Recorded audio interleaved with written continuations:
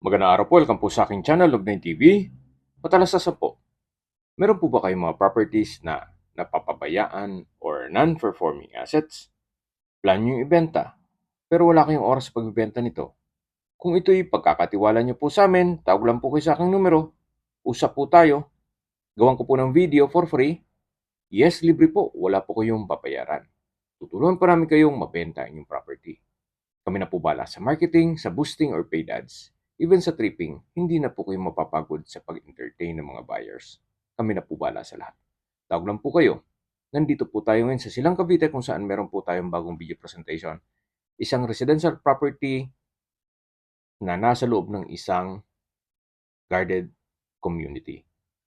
Ito po yung may lot area na 92 square meters at may floor area na 90 square meters more or less. Meron pong 4 bedrooms, 2 toilet and bath, 1 dressing room at common car park.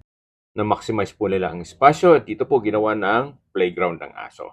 At dito naman po ay yung balkonahe. Sa dulo po ay yung mga koi fish sa fish pond. Napaganda po ng disenyo nitong bahay. Tungkol naman sa mga koi fish, siguro pag-usapan nyo na lang ni owner. Ito pong bahay ay well-maintained kaya ready for occupancy. At isa po sa bagay na pwede pong ipagmalaki nitong bahay ay yung interior design niya. Ma-amaze po kayo. Dito sa harapan ay meron pong coffee table. Hanggang sa dulo po ang balkonahe na meron pong ceiling fan. Tunghayan niyo po ulit itong fish pond na may mga koi fish bago tayo pumasok. At ito pong main door ay may aluminum screen door at solid wood po ito. Samahan niyo po ako. Pasok po tayo dito sa bahay ni Madam at Sir. Kaya po nang sabi ko sa inyo, ma-amaze po kayo dito sa interior design. Napakaganda po ng disenyo, napakalinis at maaliwalas. May center lamp, ceiling cove design, pulido ang pagkapintura ng ceiling at wall. Tungkol naman po sa mga furnishings o mga kagamitan, hindi po kasama yan. Then meron pong pin lamps, LED lights sa ceiling, then meron pong wall-mounted rack. Lahat pong glass windows ay meron pong Korean blinds. Yan po yung main door. At itong mga natatanaw natin ay yung mga pintuan ng kwarto. Unang tingin nyo po sa labas, parang mag-iisip ka, paano maging 4 bedrooms. Pero dahil po sa maganda ang floor plan, maganda rin ang kinalabasan nitong interior design, pati mga pwesto ng kwarto. So check po muna natin itong first bedroom. Na kung saan ito po'y naka-solid wood door. At check po natin. Sa pintura, maayos. Then, meron pong wall-mounted wooden rack. Then, ceiling cove design, center lamp. Ang glass window po ay meron pong Korean blinds. Hanggang dito po ay pulido po ang pagkapintura ng ceiling at wall. Sa labas po tayo. Matatanaw ulit natin ang living area at yung main door. At dito naman po sa kabilang pintuan ay yung kabilang kwarto na kung saan sa spasyo sakto lang, hindi naman siya ganun kaliit at hindi naman ganun kalaki. Meron po itong mga wall-mounted wooden rack, naka-ceiling cove design, then center lamp. Pulido din po ang pagkapintura ng ceiling at wall. So wala po kayong ipapagawa dito. Labas po tayo. So dyan po tayo galing kanina sa first bedroom. At dito po ulit yung living area o salas. Na kung saan galing na po tayo dito kanina. Ito naman po yung dining area at sa dulo yung kitchen. Ito naman po yung third bedroom. Ganun din po, sa spasyo, sakto lang. Hindi naman siya ganun kaliit at hindi naman ganun kalaki.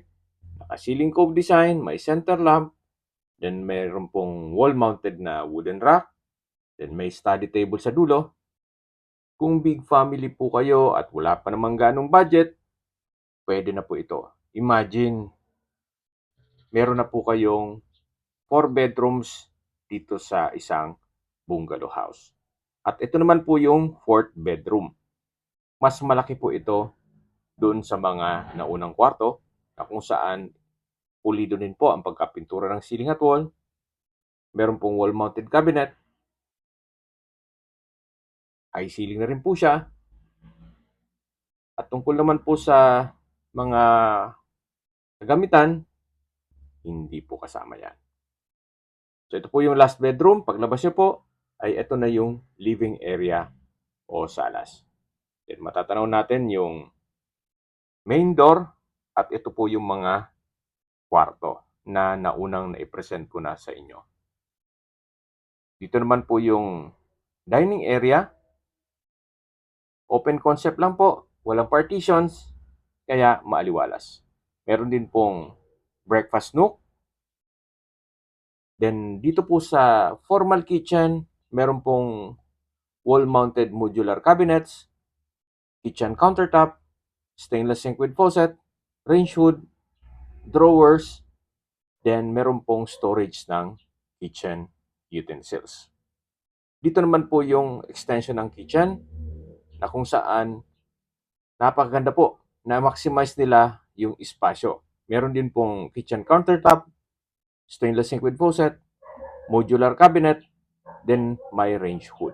May drawer at storage ng kitchen utensils din po dito sa dulo. Ito naman po yung common toilet and bath. Maayos din ang toilet fixtures, naka-tile bathroom wall, may hand basin, water closet with bidet, hot and cold shower, at from floor to ceiling po itong tile bathroom wall. Labas po tayo para check natin yung kabilang banyo. Yan po ulit yung extension ng kitchen o dirty kitchen. At dito naman po sa side na to ay yung pangalawang banyo. So check po natin. Naka-tile bathroom wall na rin po ito from floor to ceiling. Then maayos din ng toilet fixtures. May water closet with bidet, hand basin, at hot and cold shower. Labas po tayo. Ito po ulit yung dirty kitchen. Meron pong sliding glass door in between itong formal at dirty kitchen at itong mga banyo. At yan po yung unang banyo na na-present ko na kanina. Halos magkatabi lang po yung dalawa. Balik po ulit tayo dito sa formal kitchen. Naka-tile flooring na rin po ito. Napaganda po ng disenyo nitong kitchen at ito yung naka-tile kitchen wall. Yan po yung breakfast nook, dining area, living area, at yung dulong pinto po ay yung main door. Ito po yung dressing room na maximize po ni owner lahat ng espasyo. Kumbaga, nagamit po lahat. Wala pong nasayang.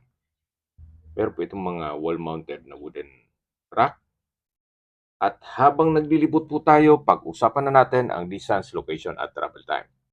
Ito pong property ay nasa loob ng isang subdivision na meron pong 24-hour security at along Tagaytay, Santa Rosa Road. Mula po sa Save More Market, Meridian, ang distance is 850 meters at ang travel time is 5 minutes. Mula naman po sa Adventist University of the Philippines, ang distance is 2.3 kilometers at ang travel time is 6 minutes. Mula naman po sa Calax, Santa Rosa Exit, ang distance is 4.2 kilometers at ang travel time is 8 minutes. Kung manggagaling naman po sa Nuvali, ang distance is 6.1 kilometers at ang travel time is 13 minutes. Sa Nuvali po ay nandun na po ang Vista Mall, Paseo Outlet, SNR, Healthway, Qualimed Hospital, at iba pang business establishments. Yan po yung laging binabagit sa inyo na dapat nyo i-consider sa paghanap ng property yung meron pong malapit na hospital. Hindi ko naman po sinasabing sakitin kayo. Yan naman po ay for emergency purpose lang naman. At mula naman po sa Manila o sa airport, ang distance is 48.8 kilometers at ang travel time is 1 hour and 37 minutes. Okay, sa presyo na po tayo.